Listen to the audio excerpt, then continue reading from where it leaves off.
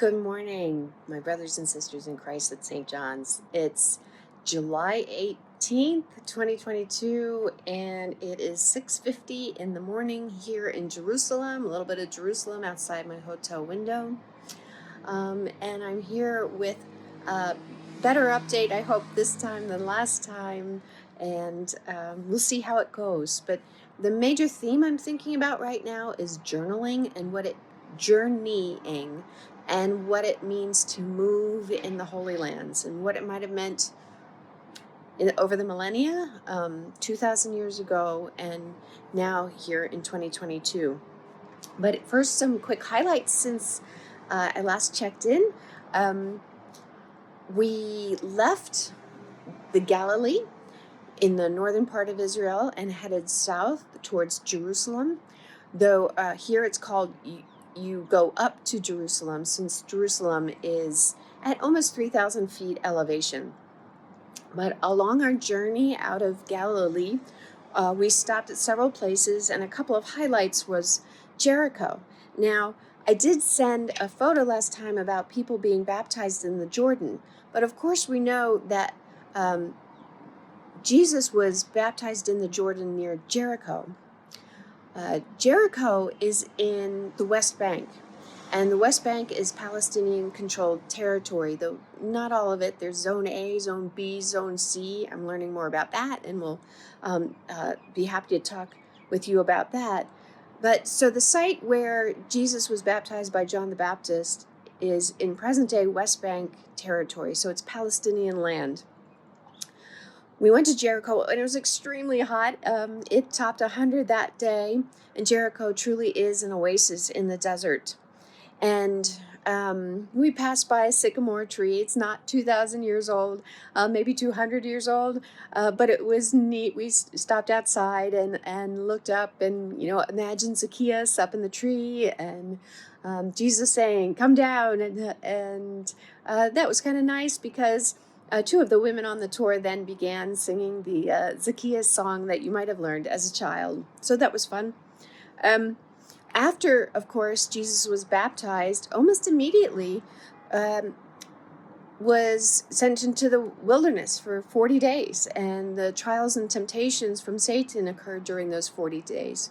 We drove up to the area where it's believed Jesus was in the wilderness. And there's a 4th century monastery carved out of the cliffs.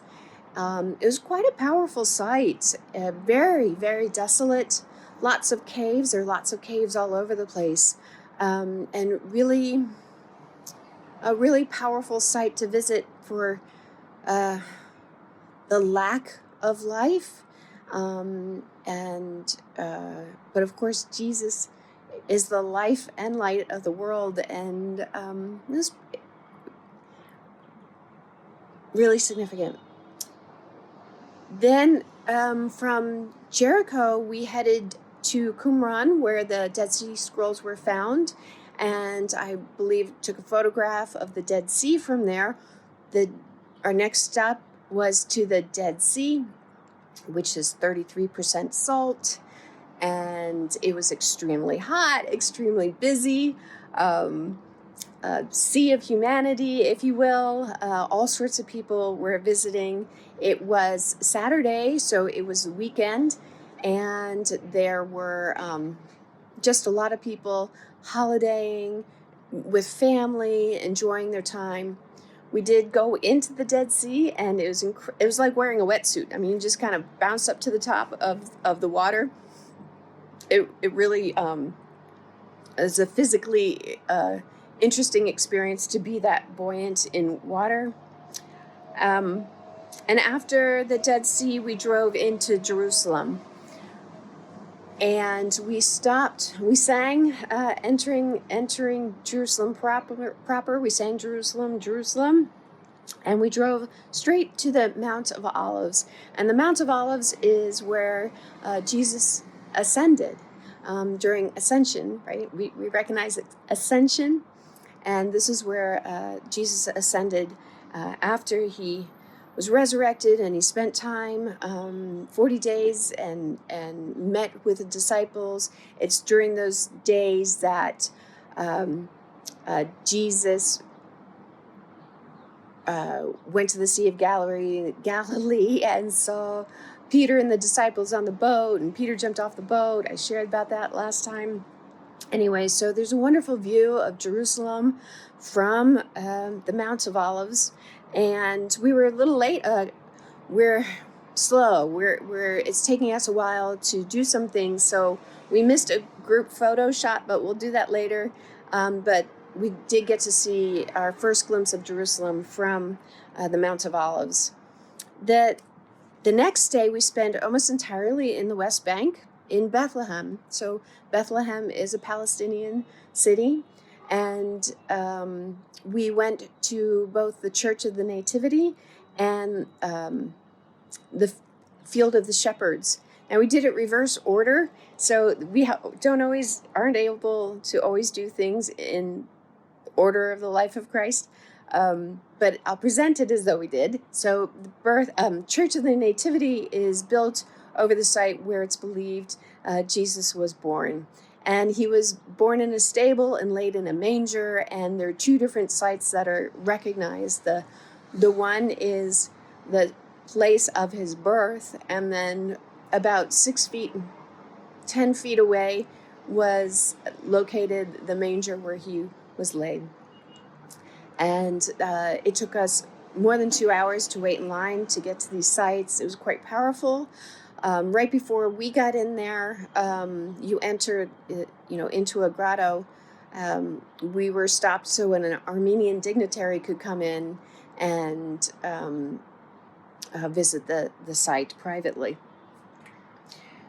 So that was a really lovely experience, especially having seen in Galilee what these caves or what these homes might have looked like, what a stable and manger would have looked like, and then seeing it at the Church of the Nativity.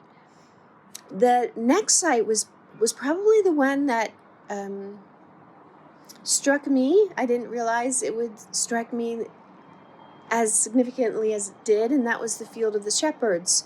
And the Field of the Shepherds really is just a quick car ride away from the Church of Nativity.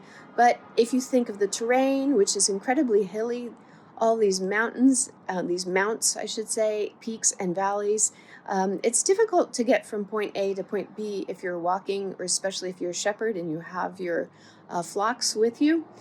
But the church, or Shepherd's Field, was lovely. There's a beautiful church where we sang Away in a Manger. It was a small church. It's just glorious. And then we went into a cave where there's a little sanctuary. And in this cave, there are 12 caves at this site, and shepherds use those caves, and they put their animals in the back to protect them, and they, guarding their flocks by night, seeing the Star of Bethlehem, and heading that way. That movement, that sense of movement of the shepherds and their animals. Then we went to a very contemporary site. It's a hotel. It's called the Walled Off Hotel, WALLEDOFF, the Walled Off Hotel. And the Walled Off Hotel was built in 2016, I believe, and it is Palestinian owned and operated because this is in the West Bank. It is in Bethlehem, and it's immediately on the other side of the wall that was built after the 6 Days War, and it has the worst view in the world. That's their tagline, the worst view in the world, because it is a view of apartheid. It's a view of separation. It's a view of imprisonment. This huge security wall that blocks the free movement of Palestinian people. The hotel is an art gallery. It has a museum, and it has artwork by Banksy. And if you haven't heard of Banksy, look up Banksy. Nobody knows who Banksy is. Banksy usually kind of drops in does public art and then goes, and yet here in this hotel, Banksy has some art in rooms, in some of the rooms that are rented out, and in the public spaces in the hotel as well. Really fascinating story, amazing artwork, heartbreaking museum, and I encourage you all to look it up. Then from there, we went to the Church of Peter's Denial. And the Church of Peter's Denial is in Jerusalem, so we were able to cross the border back into Jerusalem. And this is the place where Peter denied Jesus 3 times, and where Jesus was arrested and taken in front of Caiaphas. And here's something that I didn't know. It said that night when Caiaphas found him guilty the first time before he was taken to Pontius Pilate, they held Jesus because they couldn't travel anymore because of Passover and the time that it was. So they lowered him into a pit and kept him overnight. So we ascended into a pit at this church, and where it said Jesus spent the night, and recited Psalm 88, and that was incredibly powerful too. And then walked outside and got to walk on 5 of the steps that lead to Gethsemane, the Garden of Gethsemane. And from where we were, we could see the journey, part of the journey to the cross that Jesus would have made. And we'll be doing more of that journeying, traveling the Via Dolorosa today, I believe. Yesterday was a free day, and my friend Kim and I and a couple, Betsy and Peter, and 3 other women ventured into Old City to attend church at the Church of the Holy Redeemer, or the Church of the Redeemer. It's a Lutheran Church in the Old City. It holds 3 congregations: an Arabic-speaking congregation, an English-speaking congregation, and a German-speaking congregation. The English language service was at 9 a.m., and I met Pastor Adam and Pastor Jordan. They are married, they have 2 children, and they are here in Jerusalem just 3 months. They were called to run the global mission, the family and youth global mission program here. And he's serving as interim. And this is where it gets exciting to me. He's interim through January, when in January, the very first Palestinian Lutheran woman is going to be ordained, and she's going to serve in this congregation, which, again, really powerful. Palestinians do not have freedom of movement. Jesus was a Palestinian.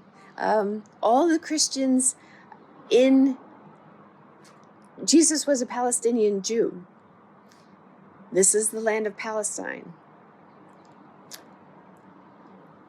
All the Christians who reside in the Holy Lands, the vast, vast, vast majority of the Christians in the Holy Lands are Palestinians. And Palestinians have restriction of movement. So again, this theme of movement is really striking to me. So we worshiped, and I'll tell you more about that probably when I get back, and walked to the Old City, and then had a wonderful, beautiful, leisurely lunch at American Colony Hotel. The food here is absolutely fantastic, and the people truly show gracious hospitality, something I hope to do a better job modeling. I hope you enjoy the slides. I look forward to seeing all of you again, and please hold Pastor Adam and Pastor Jordan in your prayers, and continued safe travels for us.